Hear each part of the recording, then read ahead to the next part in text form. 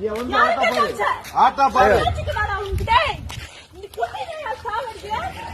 Auto வந்து பாரு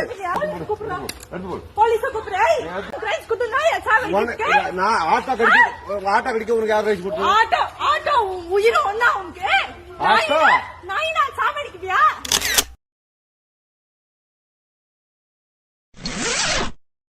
சட்டம் தெரியாத வெறி பிடிச்ச மனுஷங்களே, கொஞ்சமாவது யோசிங்க. சாலையோரம் உங்க வண்டியை ராத்திரி முழுக்கவோ நீண்ட நேரமாவோ போட்டுட்டு போற இடம் கிடையாது. சட்டமும் அப்படித்தான் சொல்லுது. வண்டியை அங்கே நிறுத்தினாலும் அதை பாதுகாக்க வேண்டியது உங்க பொறுப்பு தான்.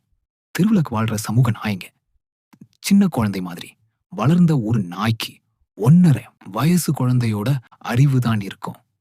உங்க வண்டியை ஒரு விளையாட்டு பொம்மைன்னு நினைச்சு கடிச்சு விளையாடுவாங்க. சின்ன குழந்தை கையில் கிடைச்சதை கடிச்சு விளையாடுற மாதிரி தான். ஒரு மனுஷன் வேணும்னு இப்படி செஞ்சா அது குற்றம். ஆனா ஒரு நாய் அப்படி செய்யாது. அதுக்கு அது விளையாட்டு தான். 1.5 வயசு குழந்தை ஏதாவது விலை உயர்ந்த பொருளை உடைச்சிட்டா அதை அடிச்சு கொல்ல மாட்டீங்களே? அதே மாதிரி நாயையும் பார்க்கணும். ஆனா ஒரு மூடன் வாயில்லாத ஒரு குட்டி நாயை அடிச்சே கொண்டு இருக்கான். இது வீரம் இல்ல, கோழைத்தனம், மனிதாபிமானமே இல்லாத செயல். உங்க வண்டியை நீங்களே பாதுகாக்காம விட்டது உங்க தப்பு. தெருநாய்களின் எண்ணிக்கையை குறைக்க கருத்தடை செய்ய சொல்லி எப்போதாவது அரசாங்கத்துக்கிட்ட கேட்டிருக்கானா? இல்ல. ஆனா ஏற்கனவே வீடே இல்லாம கஷ்டப்பட்டு வாழ்ற ஒரு அப்பாவி உயிரை அடிச்சு கொன்னு தன்னோட கோப வெறிய காட்டியிருக்கான். தெரிஞ்சுக்கோங்க, இது சும்மா ஒரு விஷயம் இல்ல.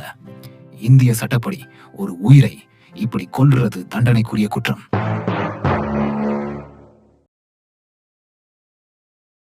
அதாவது மக்களே, அந்த குழந்தைய பாருங்க. அந்த குழந்தை இப்பதான் பிறந்து ஒரு 40 நாள் இருக்கும். அந்த குட்டியால அந்த ஆட்டோவோட ஃபுட் ஸ்டெப்ல கூட ஏற முடியாது. அது இப்பதான் நடக்க ஆரம்பிக்கிற ஸ்டேஜ். அது வந்து ஆட்டோவை ஸ்பாயில் பண்ணிச்சுன்னு சொல்லி அவன் அடிக்கிறான். இதை வந்து அங்க அக்கப்பக்கம் இருக்கிறவங்க பாக்குறீங்க.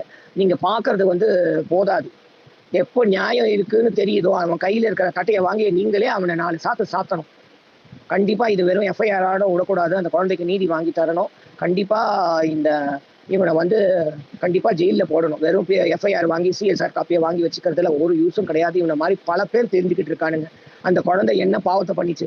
இந்த பூமியில வந்து பிறந்ததை தவிர வேற எந்த பாவமும் பண்ணல.